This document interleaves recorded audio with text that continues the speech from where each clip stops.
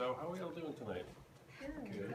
I want to thank you for doing this, Gene. What's interesting is that when I started the expo, part of what I wanted to do was to get holistic care into a wide range of people and as many different people as possible.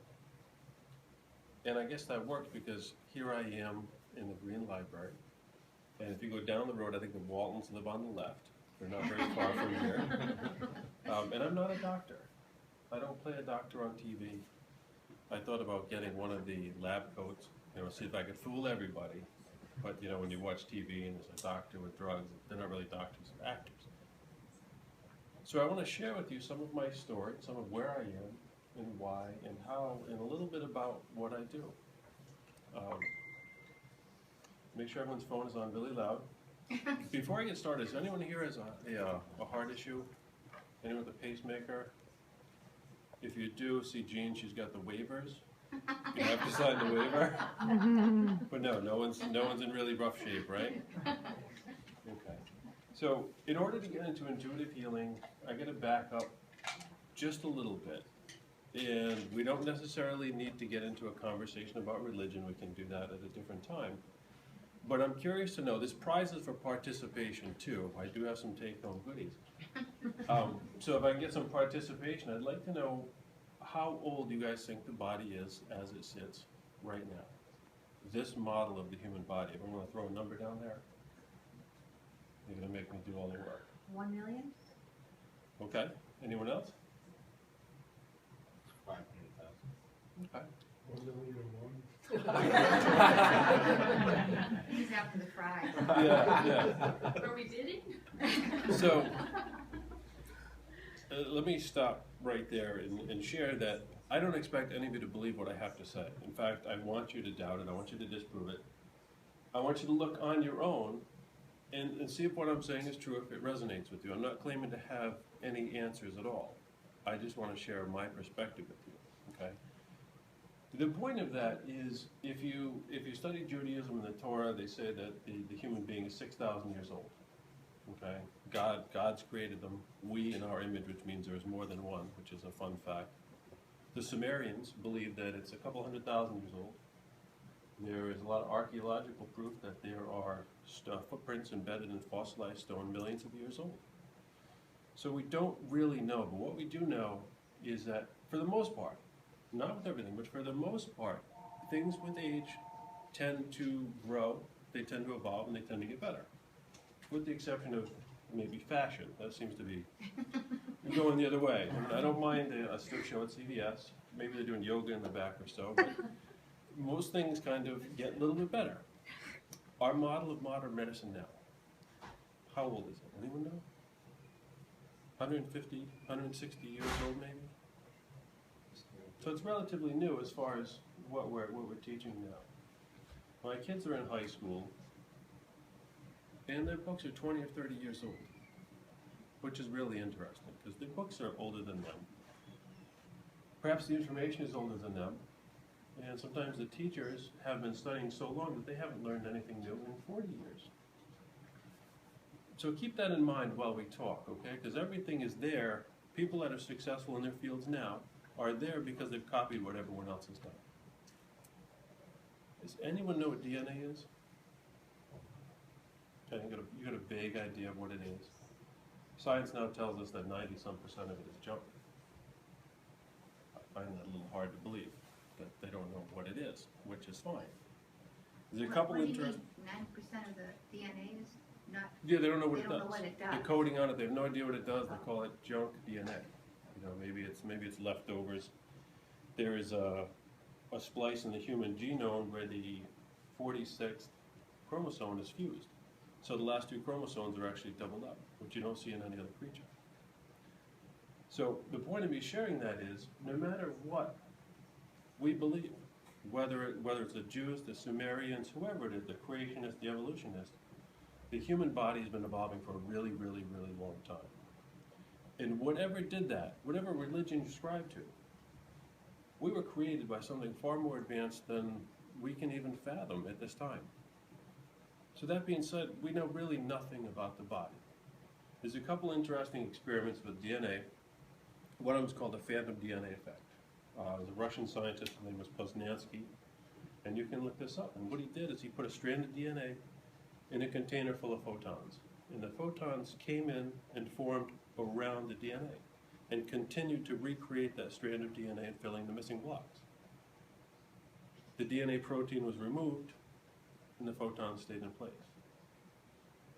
Anyone want to guess why that is? Because I don't know. And the other one that I just learned about recently had to do with frequency and harmonics. What they found is that the Earth has a resonance. When you take that resonance and put in a stable environment, a vacuum, DNA spontaneously evolves at 7 hertz. Why? Again, I don't know.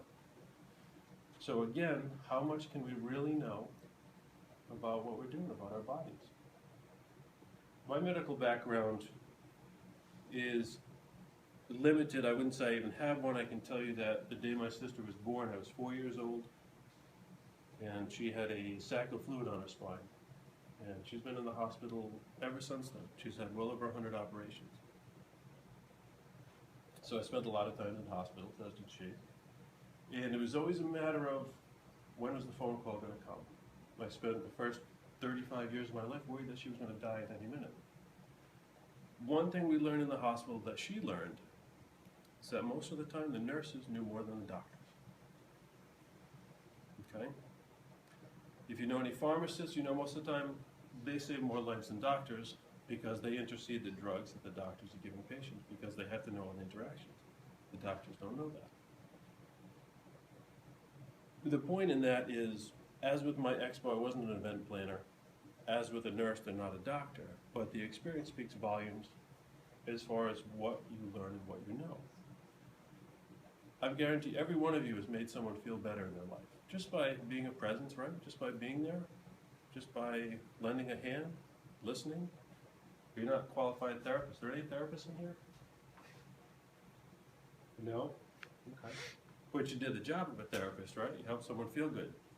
You don't have the plaque on the wall. You don't have the $150,000 of debt. But you did that. So you don't necessarily need a degree. You don't need a certificate to do what is right, to do what's helpful, to do what you need to do. In my office, nobody's ever asked me, do I have a certificate? Do I have a degree? Sometimes they'll ask who I trained on, even I say, nobody. I don't have any formal training in what I do. But I do have my experience. What I'm going to do is I'm going to share something with you guys, one of my top secret favorite tricks. Okay? And you can keep these, they're covered by Obamacare. And just take one of those, pass it around. And put it on your wrist, whatever one. And we're just going to let it hang out there for a few minutes.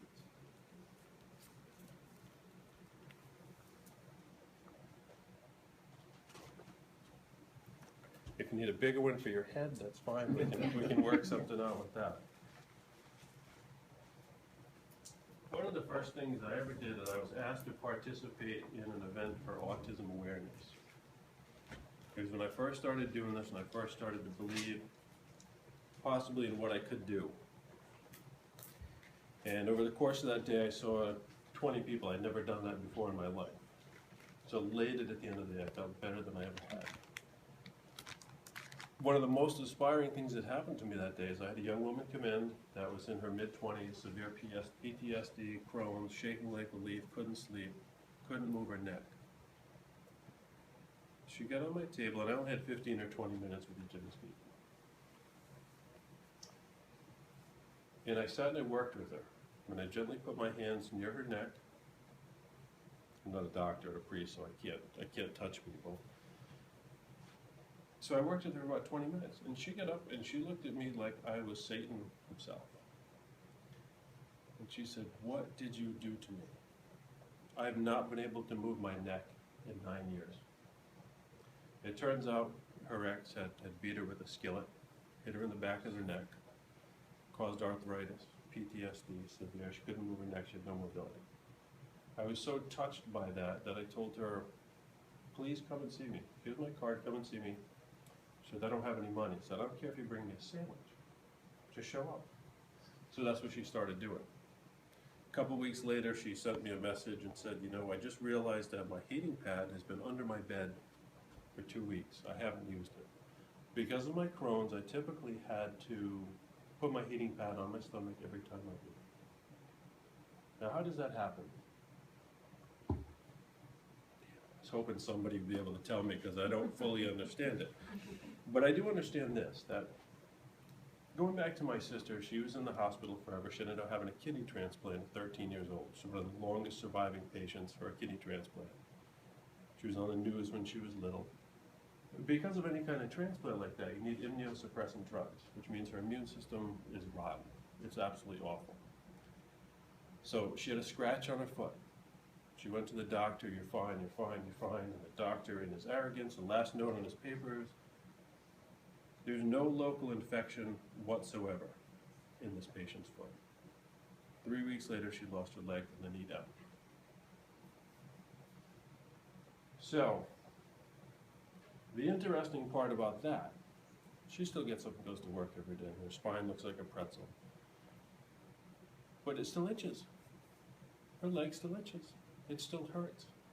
It still has feeling in it. That still keep her up at night. Why is that?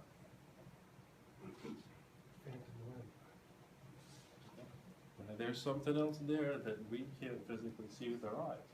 So that tells me that there's a spiritual component to our bodies, to our DNA, obviously. If there, so much of it we don't know about, it seems worthless. There's something in there that's beyond. Again, whatever created us has a technology and an understanding far greater than I can wrap my head around. Okay? It's mesmerizing. A couple of things that tie into this, if we back up a little bit, and again, I'm doing this to scramble your eggs to set the stage for where you are now. There are approximately 100 billion stars in the Milky Way. They say that out of that, maybe 8.8 billion planets that could be habitable. Again, whatever created that, I don't know. But it's far beyond us and where we are now. And I don't dare to think that where we are in our evolution as human beings is the pinnacle of what we could be.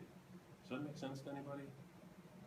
You know, when you take all of that there, it doesn't make sense. When you consider that most of what is in our knowable universe is a vibration, it's atoms, in a whole lot of space. A diamond. There's a guy named Nassim Haramein. Okay, again, he's not credentialed, never graduated college, he's not a doctor, but he's one of the world's leading physicists right now. He said if you take a diamond and the molecules of a diamond, if one molecule, one atom, was the size of a softball, the next atom would be 100 yards away. How does that make you feel as people that are supposed to be solid, that this chair is supposed to be solid? It tells me that we don't know anything. We don't know who we are. We don't know what we do. I can't wrap my mind around that.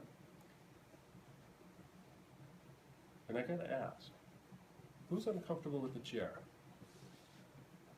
Anyone looking at this chair saying, I hope they don't call me? I hope I don't have to sit there? All right? Yeah. Depends if I get a massage. It's interesting, right? What keeps us there? What keeps us afraid of being there? So, part of what I want to do is make you part of my experiment and help you understand kind of how I see things.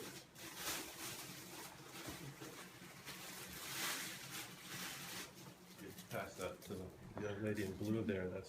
That's your prize for showing up today. So I make you part of the experiment so you understand what we're doing. How do you feel now? Excited. Okay. How does your body feel? Yeah. You remember all of you signed a waiver, so you're good, right? So if I do this again, No, dear. see what happens, right? So here's my model of how I think it works, how I see things. There is, in our lives, a precipitating event, a root cause. Most of medicine deals with illness, and they deal with symptoms. Because of my abilities and the things that I do, I'm able to see what that event is. I'm able to feel it. I'm empathic. I can understand what's going on in your body and why. So let's take this for an example, okay? When we do this, No. see what happens? Okay? We have a precipitating event, right? You have something happen. Say that's a car accident. Say it's a bike accident with your kid. Okay? You're riding down the road and all of a sudden a car comes and hits you. What does your body do? Just what it just did, right? Every one of you. And if I start walking over to that box again, you guys are going to get a little anxious, right? Now, imagine that happening over the course of a lifetime. Because what happens is your body experiences that shock. You go, you hold your breath, you lift your shoulders up, your body gets tight, you brace for an impact. That's on a physical level, okay? The emotional level is, oh, no one wants to say it, okay? Yeah, that's what happens, right? So that pattern stays in your body, it stays present, okay? It doesn't fully dissolve and go away, especially if there's trauma. So you leave that scene 6 months down the road, and instead of being at a 10 where you were when that happened, you're down to a 1, it's okay, it's not a big deal. So you're driving down the road again, car pulls out in front of you. See what just happened again. But that whole stimulus response pattern is reactivated. Does that make sense to everybody? Mm-hmm. So now you're at a 2. You go to work, you hate your boss, he stresses you out, that brings you up to a 3. So your body is carrying this pattern of tension that doesn't allow it to do what it needs to do. The studies on DNA found that when someone is relaxed, when they're meditating, when they're calm, their DNA actually relaxes and stretches out. And when they're stressed and angry, compressed and becomes tight. Which makes me think of a sponge. In order for a sponge to work and do its job, it has to be relaxed, right? So I want everyone to take a deep breath right now. Deep, full breath, deep breath. There's no wrong way to do it. If there is, I'll get the horn. But you take a deep breath, right? All the way in, fill your lungs up. Some of you may notice that there's resistance to that breath. When I have people on the table, there's always resistance here in the diaphragm. I know I wouldn't say the F word, but can I say the S word? The what? The S word? No, Okay. it causes my diaphragm stress. Exactly. So we call that an O moment. Okay? So they build on top of one another. They get stuck there. Next thing you know, you're having digestive problems. Okay? You're having neck problems. You have fibromyalgia. Your whole body is cringed up and tight. You have acid reflux. So you take a deep breath again.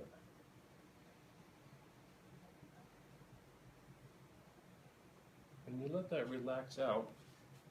And what we found is that directly below the diaphragm, underneath it, from what I understand, again, I'm not a medical doctor, I haven't studied anatomy, but there and abouts is the opening to the stomach, the neck to the stomach, the epiglottis.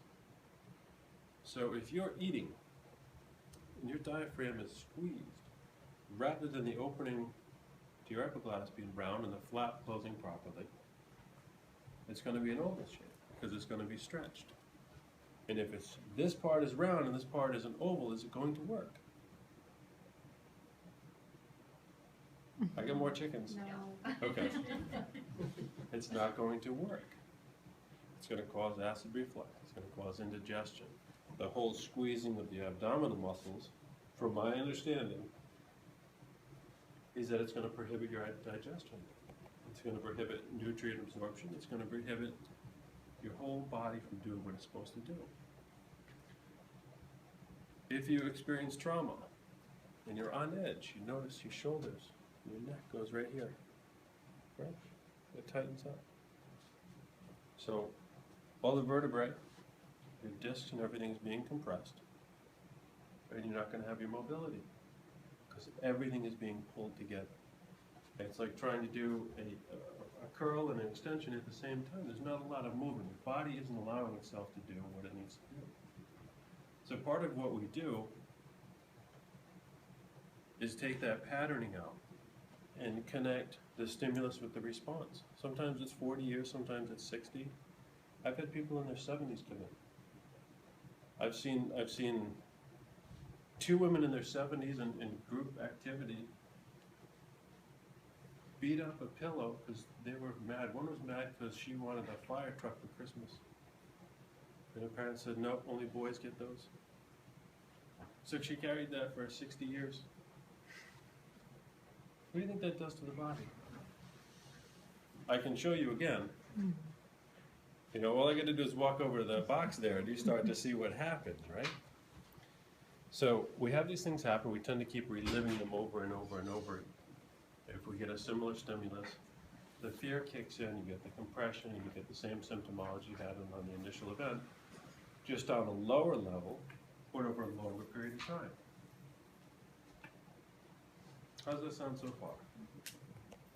Any questions?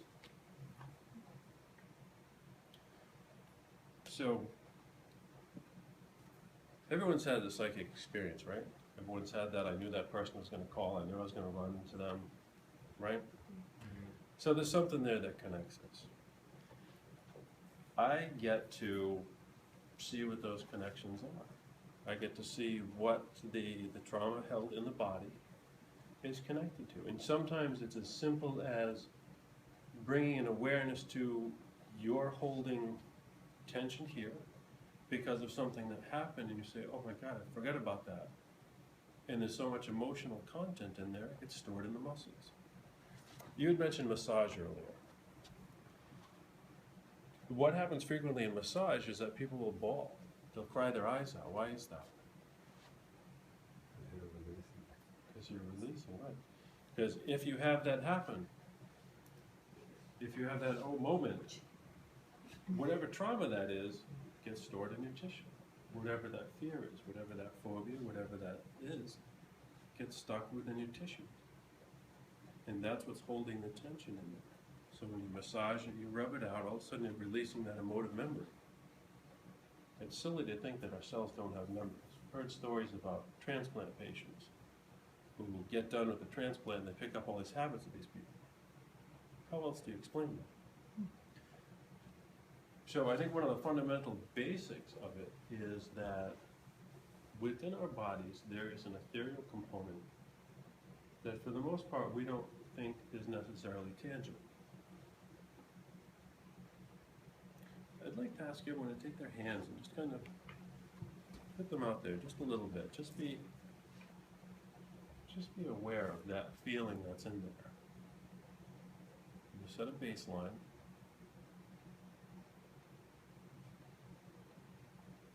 And you notice it starts to change a little bit. Okay, if you take them and you put them kind of facing each other a little bit, just loosely. Just relax your fingers around there. And you begin to move them back and forth.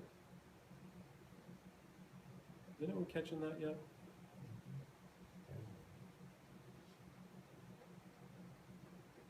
Pretty wild, right? Kind of like we have these little pillows. And it's going to get hot. And you're going to feel the resistance, right? You should see little kids when I do this, and with little kids, they're just completely mesmerized by that. Now, the experiment is then to come into contact with someone else's hands if you want. You're free to try this. And you notice that you feel them. So this feeling that you're carrying, it can be called a million different things. I'm not going to dare put a name onto it. But this is a part of us that we feel and we don't see. How many of you don't like public faces? Ever wonder why that is? Instead of just labeling it generalized anxiety disorder? Energy levels of certain persons, of people, and energy everywhere. Everyone's carrying around their bag of stuff, Yeah, right? luggage. And they feel that, and you connect with that. And this field that we carry is measurable. It's at least 4 to 8 feet. It's probably much more, but the technology to measure it will only see it that far. So right now, you guys are all in the same field. So if one of you is having a lousy day and feeling really miserable and tense and tight, the rest of us are going to feel that. So when you walk into a place like Walmart, enough said, thank you. I'm going to give you a chicken for that one. So you know that, and it's not, I don't mean that in a judgmental way, and you can shoot this at someone if you like. But if you go into places where, in general, again, not in a judgmental way, but people are on a lower vibrational level, they're sick, they're angry, they're hungry, it's going to feel very different. Because every one of you is empathic. Every one of you has walked into a room and said, oh, I don't want to do that. You know, or someone walks into the door where you work, and you say, oh, I think I'm feeling sick. I know that's happened, right? Someone walks in and all of a sudden you feel nauseous. I've felt menstrual cramps. That's really weird, okay? I don't know how you guys do it. And I know it wasn't me. So it's something you have to be aware of as a person, that you are sensitive to grief. People will tell you that you're not. They say, that's silly, that's hocus pocus. I guarantee every one of you in here just felt your hands. You felt what that is. I can't deny you that experience, right? So everyone's had a psychic experience, and everyone just had an energetic experience. Everyone has a ghost story. Everyone has a ghost story. So there's something there that connects us, that keeps us where we are. So you'll find that the people you're around affect you, the foods that you eat, the places that you go, and the things that you engage with. If your job, if your lifestyle involves being around people at I'll call it a lower level vibration, just for lack of a better term, you've now brought yourself down to the lowest common denominator. That's going to affect your health. Does that make sense? So you feel these things, you're aware of it, and you go to a doctor. They don't know what to do with it, right? They want to put you on some meds maybe, some anti-anxiety meds, you know, maybe your stomach's upset, they put you on something else. Next thing you know, you're on a drug cocktail. You have no idea what you're really feeling because everything is synthesized. So you start to ask yourself, who is in charge of my health care? Anyone ever thought about that? You can't blame Obama for this one. I'll try, but you can't do it. You are? Who else? Who else do we allow to be in charge of our health care? What's that? An employee, in a sense. In a sense, but if you go bigger, it's really your insurance company is now dictating what's best for you, which is really interesting. And then you take it a step further, and you turn on the TV, and you can always tell, I think, where you're at by what you're watching on TV, by what the commercials are targeting. And without any judgment, if you're watching a TV show and the show is targeted towards buying a new Mercedes-Benz versus Walmart, where do you think you are in that? And you'll notice the lower vibrational programming tunes in more with prescription drugs. And they're telling you to talk to your doctor about getting their drugs. There's actually legislation right now to try to eliminate that.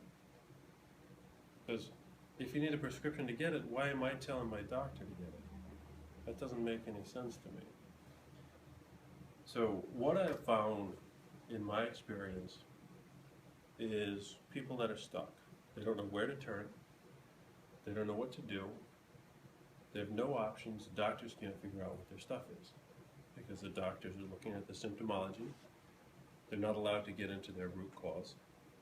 Or they see a psychologist, psychiatrist who is unable to provide the service for them that they need.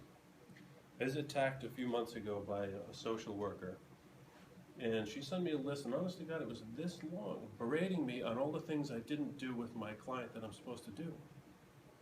And I looked at that list and I said, that's going to take 6 months of 1-hour appointments. before I can either get to anything. How effective is that?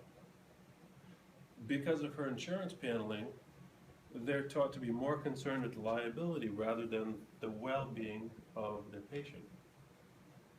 So they can't deal with what they deal with, they have to do all this other stuff first. So this person is going in there for a year, paying their co-pays, and seemingly getting nowhere because they can't address the issue. Because they're unable to say, this is what I feel is going on, because it violates these 300 rules they have to do to appease an insurance company. Everyone following me so far? So I'm fortunate enough to have people that are willing to say, okay, I'm ready. I don't care what it takes, let's try to work on this. And they know I'm not a doctor. And you all know I'm not a doctor, right? So you can get, I can get, and a good intuitive healer can get to the root of your symptoms. Because if you're dealing with the symptoms, you're only going to fix the symptoms, or you're only going to cover them up. One of the things I deal with a lot is people being in their own way. They become victims of their own thoughts. Everyone know what ruminating thoughts are? Yeah, I got a lot of nods there. You know, that incessant thing that plays over on your head. This is where we're going to play with my super duper secret weapon for that. Because those thoughts, are they real?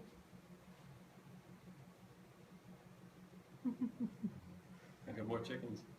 No. They're not, but they are. If your thoughts in this room are really yucky, are they real to everyone else? If you think I'm going to hit this horn, is that real to you, that thought? Because it's reacting in your body, right? Your body is reacting to that box, right?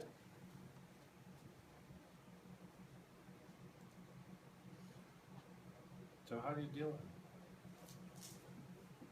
it? How do you deal with your mind?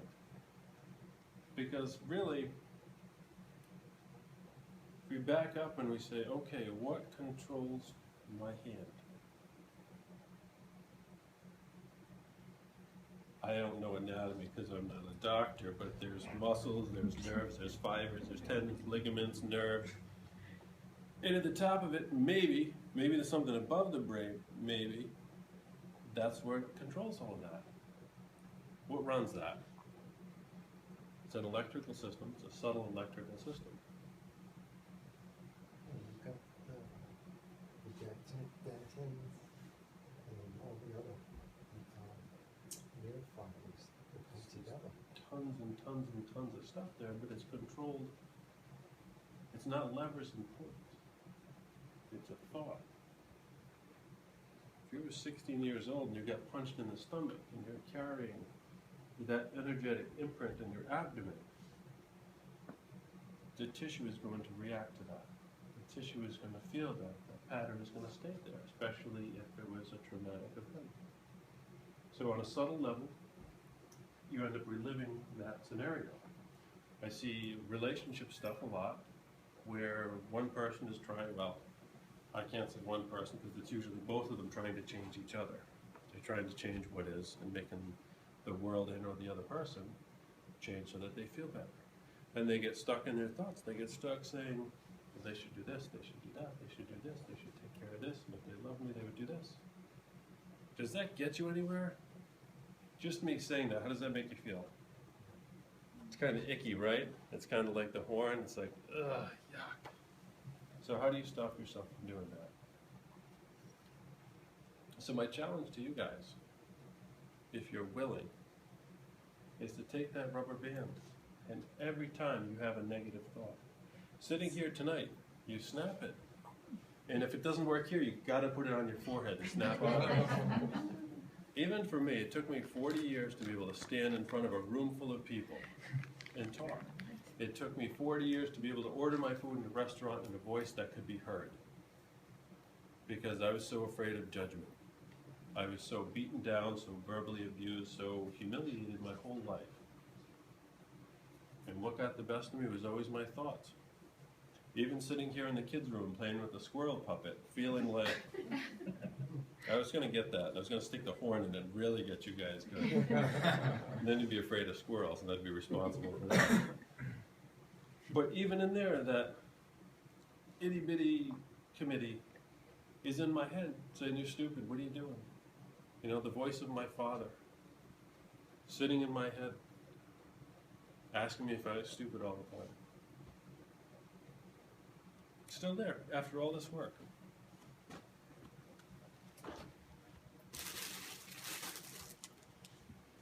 I wanted to share my book with you. It's not written yet.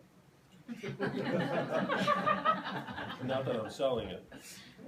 But I wrote the prologue to my book, and it's something like this. It says, "What has been will be again." And it ends with, "There's nothing new under the sun." It's a quote from Ecclesiastes. And my hope is that some of what I say resonates with you. It's not new information. Some of it is very old. I'd be arrogant to think that I'm the first one to present this information to you, or that anyone else is. I only hope that maybe the way I present it to you, maybe the way I illustrate it to you, helps you understand more of what's going on within you. Does that make sense to everyone? So in conclusion, your life is full of stimulus, and how you react to that stimulus affects how you feel. Does that make sense? Your associations, right? Just you guys tonight, I have trained you to cringe when I walk in this direction. Do you see how easy that was?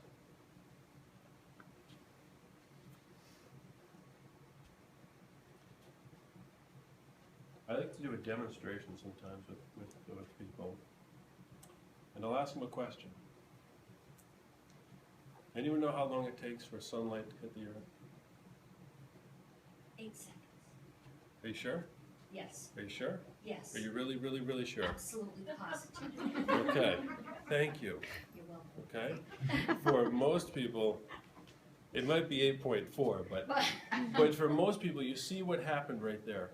The crowd effect. I The would crowd change effect. my answer. You would change your because answer, you recoil, maybe I'm not sure, you start to bring in self-doubt. Yeah. It didn't work on you.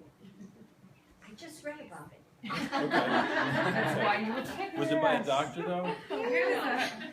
But you see how easy it is to shake people's beliefs, to shake their understanding, to shake their confidence. There was a video, I want to say it was one of the Williams girls, and it was an interview with her and her father, and she was really young, and the reporter said, "Are you sure you're going to win?" Whatever it was. She's like, "Yes." And the reporter came back at her 4 different ways to ask her the same question.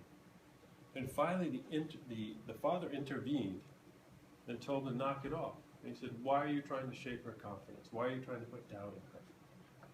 And you realize there's so much in our lives that happens. There's so many things around us telling us, "You're not okay. You need to do it again. You didn't get it right. You're not good enough." And then at some point, those people aren't around anymore. I don't talk to my father anymore, okay? But when I stop talking to him this time, and as with all the others, that voice stays in my head. Because I've been programmed to doubt, to hear that voice, to keep me down and keep me low. It's sad, but you see it all the time. I was 30 years old. I'd bought my first house, and I went in there to fix a door. And I'd worked with him from the time I was this big, screamed at the whole time. I put in 100 doors with him. But I had a little problem with this door, and I was up there 30 years old in tears because all I could hear was him berating me in my head. Do you know how powerful that is? So we get away from that. We got to change our thoughts. Because everything, if our brain controls our whole body, it's controlled by our thoughts.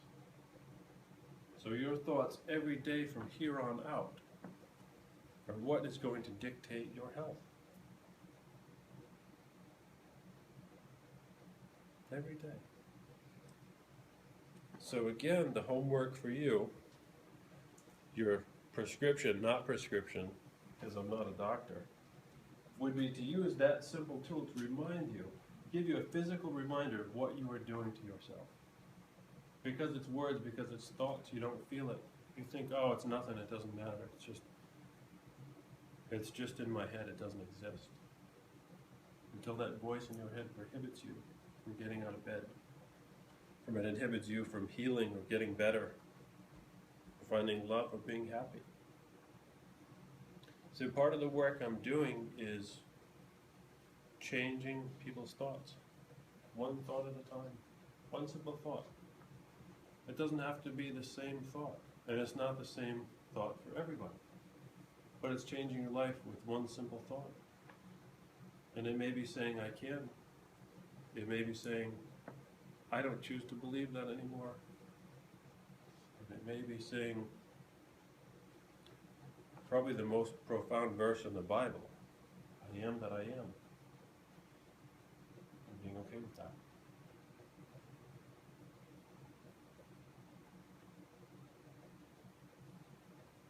So thank you. If you have any questions at all, I'd love to hear them. I'd like to know more about the intuitive healing with what you did to the woman with the bad neck. Okay. So because of what I do with her, and maybe a different example would help. Being intuitive means being able to feel, being able to intuit, not so much with what the person says, but with what you feel for them. One of my clients she's in her 60s, and I did this on the road with her. She had neck pain. She had chronic neck pain. I was texting her this while I was going. And all I felt was this over and over, this bicycle. And she said, you know, when I was a little girl, 7, 8, 9 years old, she rode bikes and motorcycles, and she had crashed and gone over the handlebars and severely injured her neck. In that instance, it was a matter of connecting her with that memory and saying, oh, okay, that already happened, that, let it go. Does that make sense? Because her mind didn't comprehend the sense of time. It didn't understand that it had been 60 years, 55 years between now and then, so it was still holding on to that trauma, bracing to that impact. What I do, this guy named Manly P. Hall, who was way ahead of his time. Anyone heard of him? He was very progressive, and he called it magnetic healing. So when you take your hands, as you did, if everyone wants to try this, and again, you don't have to believe me, but be willing to say, all right, what if? So maybe you feel what's going on. Are you aware of the feeling? Do you get that or no? Do I feel something when I hold my hands like that? Yeah, okay.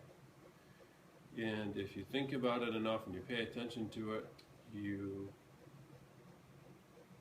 can make it go back and forth like a slinky between your hands. And for me, that's a subtle magnetic force. Okay? If there's trauma in your neck, in your body on a cellular level, there's a distortion in that magnetic force. It is out of alignment. So when we were kids, anyone ever make a magnet out of a screwdriver? You take it and you rub the magnet over it, and it takes all the atoms and lines up and polarizes them and making them work. It's very similar to that concept, where what I can produce out of my hands, what you're producing now, is such that it creates a balance in that muscle tissue. The work of Dr. Emoto showed that our thoughts, our intentions, affected the crystalline structure of water. If we can do that to water, we can do that to our bodies. So our bodies are mostly water. Does that make sense? Mm-hmm. And I'm not going to lie and try to make up some big oofy-foofy story about why that is, but it seems that it takes that and removes all the tension out of it. I've had people say they feel like They've gotten a massage after they work on it, because my intention can move through the different patches. I've had people bruise, severely bruised, because they had a trauma in the arm and their legs, because that emotive imprint connected, and something in that moment transferred to the cell structure of that person. And every time the cells reproduce, they reproduce with that signature in it, for lack of a better word. And until they're asked to release it or reproduce without it, it's going to remain in effect. You get me so far? Yeah, I mean, the thing that I'm thinking, and this is probably different than what you're talking about, but people using their minds to bend spoons and stuff like that, Yeah. similar or not similar? Yeah, very similar. And both of them, you have to remember, are intention-based. There's, around the turn of the 19th century, there was something called the double slit experiment. I don't know if you've ever heard of this. What they did is they went into the lab and they took photons and they fired them at a target on the other end. And they fired them through a hole. The photon did exactly what they expected. Okay? And one of the scientists said, well, okay, let's play with this a little bit. Let's put 2 holes in there and see what happens. And they fired it at the 2 holes, and the particle split into a wave and went through both holes at once. And you can look this up. This was around 1909, I believe. So they started to ask, what changed?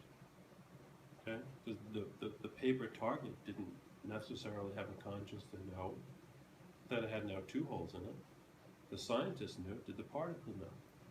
Did the particle meet the expectations of the scientist? Or was that particle aware of their intention that it was supposed to now go through 2 holes? Once you get into the level of quantum physics, all the rules are gone. Even if you take Einstein's theory of relativity, Darwin's theory of evolution, the first word in there everyone ignores, and that's the theory part. But it's assumed and passed down as law. Some of these things we may never know. You may never know the mass of the sun. You may never know what light does around it. You can guess, you can measure it. So yeah, they're both intention-based, and what we find is that conscious trumps everything. You know, the way that they bend the spoons, whether it's generating enough heat to melt it, or it's the intention that just tells all those atoms, which break down to really photon particles, to release. I don't know. I don't know exactly the science behind that, but I know it's intention-based. And I can tell you that if you don't think it's going to work, it's not going to work. And I know that most of the stuff I do sounds crazy. The people other stuff do, that sounds even crazier. But I can't doubt them, okay? Because if I doubt them, then I have to doubt my stuff, because it sounds just as out there, just as crazy, just as far out. I can tell you that I have seen and witnessed and felt things like menstrual cramps that I have no business understanding. But it gets brought to my awareness so I can remove the pattern that sits in there. What does that? I think the largest part of it is my intention and the willingness of the person. I fully believe that human beings could heal instantaneously if they would allow themselves to believe.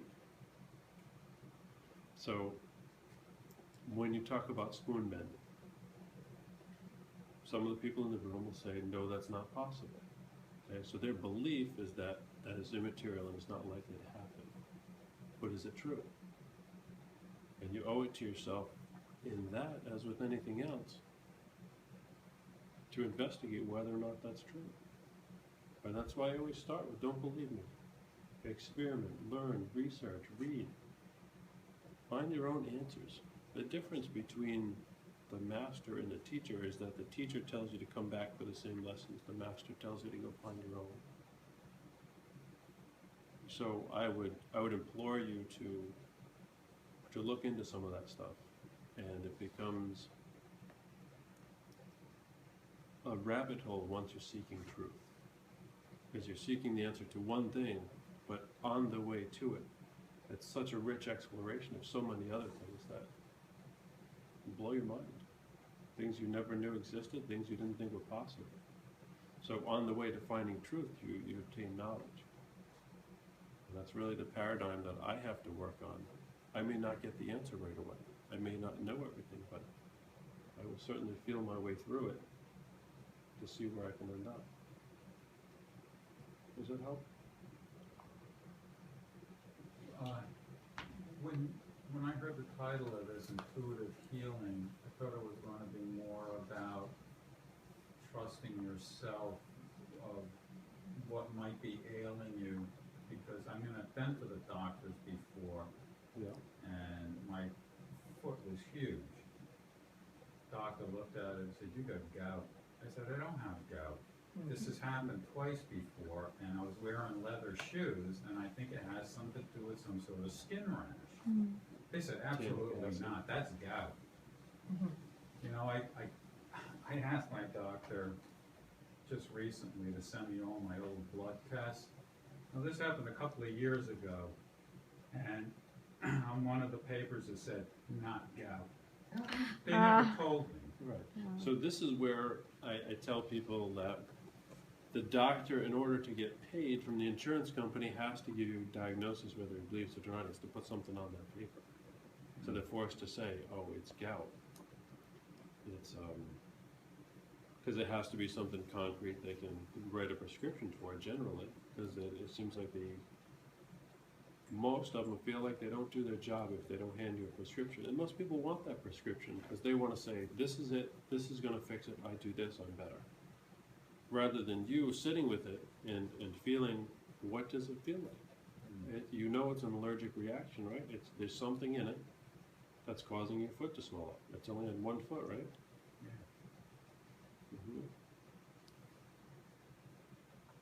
You say you're wearing leather shoes, that makes me think, all right, there's a tannic acid in there, the tannins, that may be affecting that. But if you're not satisfied with what the doctor's doing, he probably thinks you're crazy, right? But this, Oh, yeah. The doctor said, "No, you just think that there's a relationship with that." yep. You know, sometimes there is. And I don't believe that this pertains to you, but there are people that enjoy being sick. They enjoy their illnesses. There's a positive benefit to being sick. They don't have to cook, they don't have to go to work, they don't have to clean, they don't have to watch their grandkids, they don't have to go to school. So having an illness gets them out of whatever they don't want to do.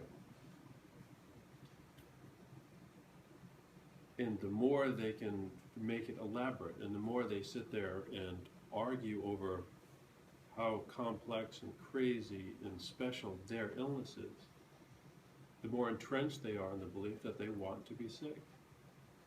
That make sense? I've listened to that for 20 years. I was a caseworker. Yeah, so I'm you know. finally retiring because my body can't do it anymore. Yeah, I think it's making me ill. yeah, so maybe it's osmotic. Just out of curiosity, have you tried any soakings? Like a bentonite clay or an Epsom salt, something to draw out whatever, maybe causing that, in fact, that inflammation. Well, you know, I started taking tubs again, but I haven't been using the Epsom salt. Maybe that or a bentonite clay would help regulate or pull out whatever is going on in there. You know, if there's been, you know, and this is where we would sit and see if there's any kind of trauma to that particular foot. You know, say you're a kid and you got your foot caught in the bike chain and tweaked it up a little bit and it's carrying that energetic pattern now that's causing some delayed reaction to it. I don't know. But I wouldn't start taking a whole bunch of drugs to, but I can't say that because I'm not a doctor. But, you know, when you do stuff like that, you tend to complicate the problem more. But where I get stuck is that life is full of trauma, Yes, and we can recover from trauma. absolutely. So I mean, not everything causes this residual change in DNA. No, not at all. How do,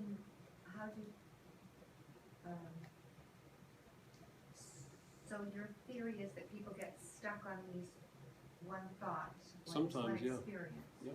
Or there's a reason. So how do you deal with trauma in what you would consider a healthier way?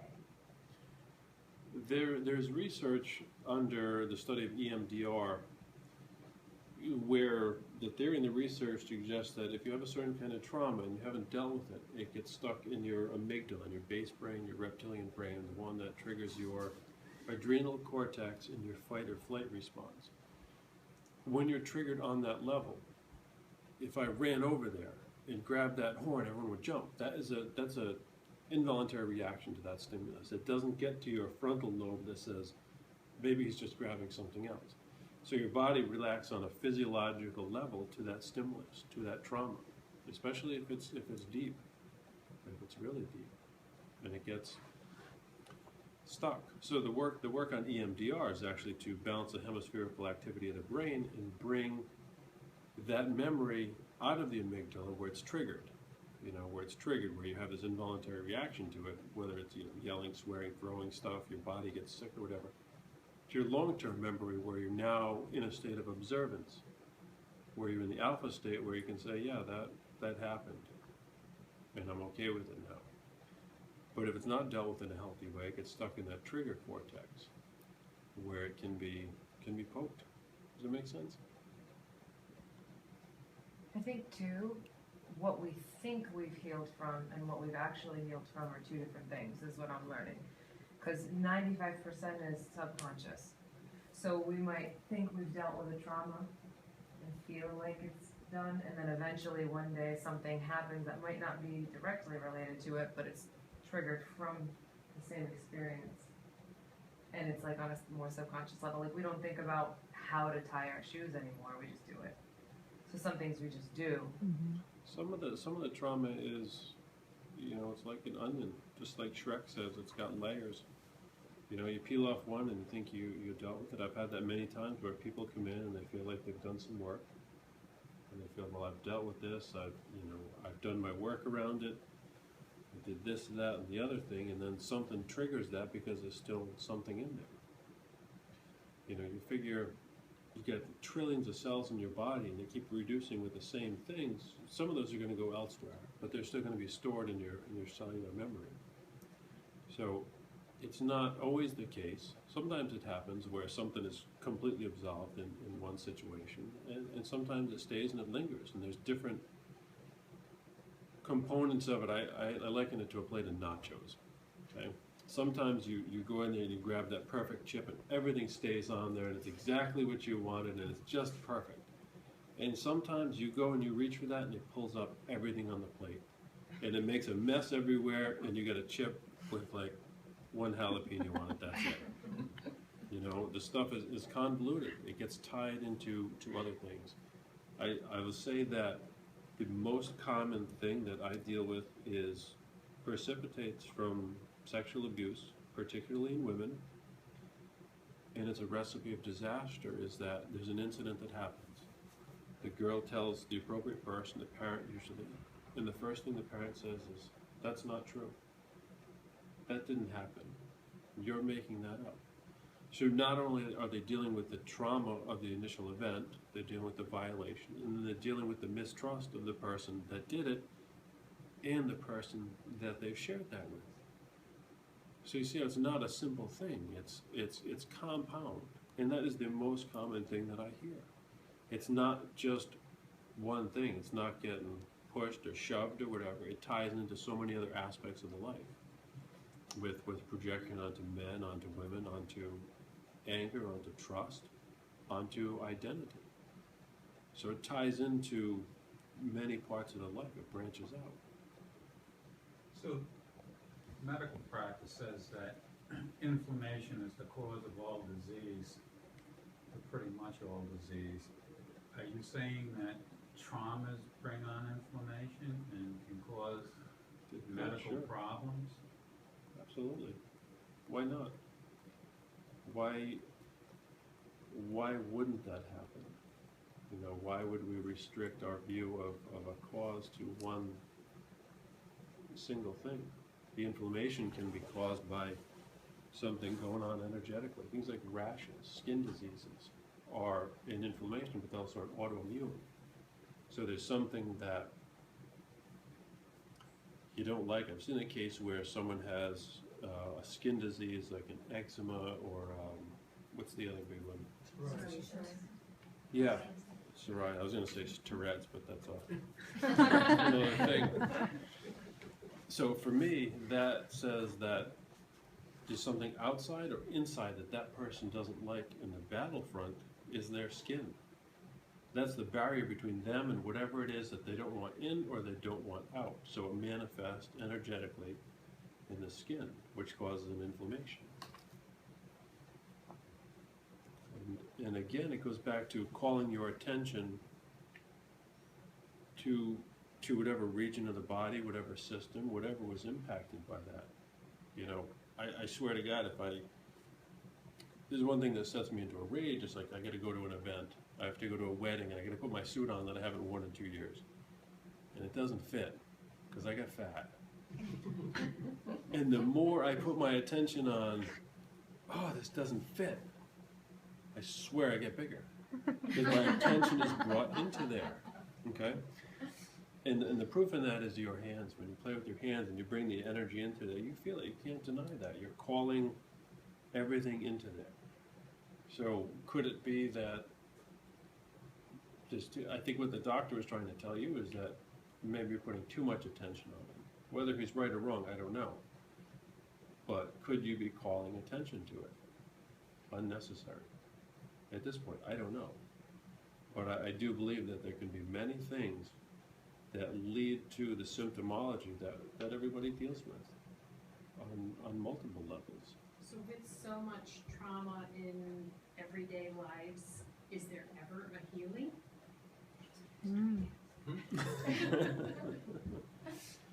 Yeah, I think so.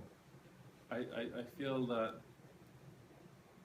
I get to exemplify that. And that's not to say I'm done with my healing. I think anyone that tells you they're 100% complete is full of it. Because I think the work persists, and there's always some little nuance that you say, oh, I don't like the way that feels, and then you ask why, and you go down that rabbit hole. But I think it's a constant process, but the initial work is getting to a point where you can function, where most people can function, where I can put this chair in the middle of the room and someone says, oh, if I get called and I gotta sit in it, I gotta sit in it, no big deal. And why do we find as we get older that we have more issues? You ever notice that sometimes you work really hard and you do 100 different things and you get it all done, and the minute it's done you get sick? Has that ever happened to anyone? I see it happen a lot. You see it happen when people retire. All of a sudden they retire and they just, everything falls apart because they don't have that focus anymore. So you have that conquest mentality when you're in it. Say, I have to get through this, I have to get through my marriage, I have to raise my kids, I have to go to work, I have to do this and that. And then when you start to get a foothold on it, all this stuff kind of creeps up and you're able to pay more attention to it. I don't think it's that it wasn't there before. I think you just wouldn't allow yourself to pay attention to it. And really, I think what happens is we spend our adult lives undoing our childhoods. Especially if you have kids and you realize, oh my God, my mother just came flying out of my mouth. How did that happen? You're like, oh, I said this would never happen. So it goes to show you what you're immersed in comes to manifest and comes to pop out. But no, I don't think that it's ever something that's done. I don't think it's a destination. It's more of a journey. I was wondering, that word intuitive healing is fascinating. But how does, if I get ill, how will my intuition heal? It's the intention. It's the attention on feeling good versus feeling bad or feeling ill. I'm very much stepping away from the holistic and spiritual community because they're focused on illness. If you're focusing on illness, what are you going to get? You're going to get more illness. I don't get sick. I don't think about being sick. I don't say, oh, it's flu season, I'm gonna get sick. It's allergy season, I'm gonna get allergies. So it's a matter of directing your intention and living well and living healthy. The idea that what you put into your body is what constitutes you, I think is very true. It's very, very true. But your intuition, I think you have to listen to. Not in a phobic way, but in a way of saying, okay, my foot feels a certain way, I know it's not gout. I can't tell you as a kid how many times I went and the doctor said, oh, I'm going to give you a strep test. And I said, it's not strep. Oh, no, we're going to give you a strep test. No, I'm not going to do it because I don't want to do it and I don't want to pay the $15 for it. So I think a lot of times we have a sense of what needs to change. And I think I told you, Gene, when I was on the phone, oftentimes I never tell people what they don't know. I may tell them what they don't want to believe. But I want to clarify if you're talking about some chronic things. Listen, if you get Ebola, I'm not sure it has to do with your childhood trauma. No, but you know what fixed Ebola was Ferguson. That whole Ebola scare went away as soon as everything happened in Ferguson. But no, that would be a different, that would be more of a systemic. But it's important to differentiate that you believe there are microbes that are dangerous to humans. Oh, of course there are. Right. Of course there are. No, But I think it's good to separate the two, the chronic. so my thought on that is, do you want to put your attention on not getting Ebola, or do you want to put it on being healthy? Because there's a difference, because I think you have to line up. If you say, oh, I'm scared to death, it's flu season, I don't want to get the flu, I don't want to get the flu, your attention is actually on the flu. It's actually on getting sick. But yeah, there's no doubt that there are really nasty things out there. I would never say otherwise. That's real. And that's not even to get into what causes them or why. But in terms of a lot of chronic stuff, if you're going to the doctor and the doctor can't find anything wrong with you, they're looking at a very small set of instructions sometimes in a very narrow perspective on what that might be. You know, if you got a broken bone, you need to see a doctor. You know, you need that acute care. But there are strains, there are viruses, there are bugs, sure. But I think that one of the biggest factors is trusting your body to get through that. And again, it goes back to where I started in the beginning. If our body is 6,000 years old, if it's 1,000,000 years old, it's programmed with a wisdom that we haven't even tapped into yet. So when I see vaccines for this and that, what I read that as is you're making a vaccine to outsmart the most fascinating technological advancement on the planet. In my eyes, is the human body. It's the most fascinating machine out there. So in 150 years of science, we think we can outsmart even 6,000 years of evolution. Does that make sense? No. No? Okay. No, my dad had polio. Mm-hmm. You're not gonna tell me that the polio vaccine isn't an amazing breakthrough. Oh, no, I wouldn't disagree with that at all. I wouldn't, polio was at a time when the medical community had a problem, they addressed it. Right? They solved problems. It seems more, in my perspective, now that they create customers. So polio, I think, yeah, that was a great thing. And there's a lot of them that have come in there. This, what's the other one that affects the jaw?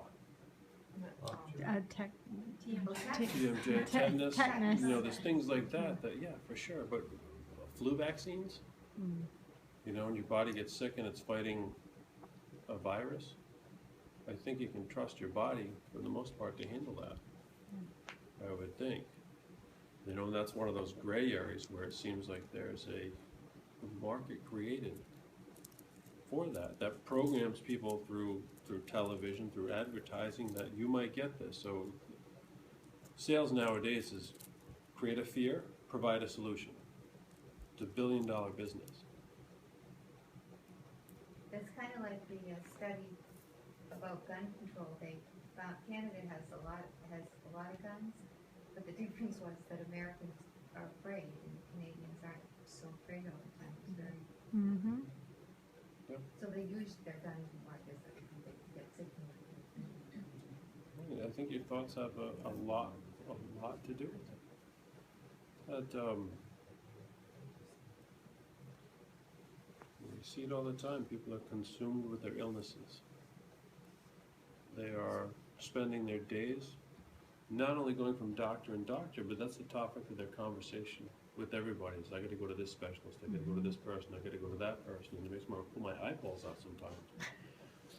Because your focus is so much on the illness, you're actually creating more of it.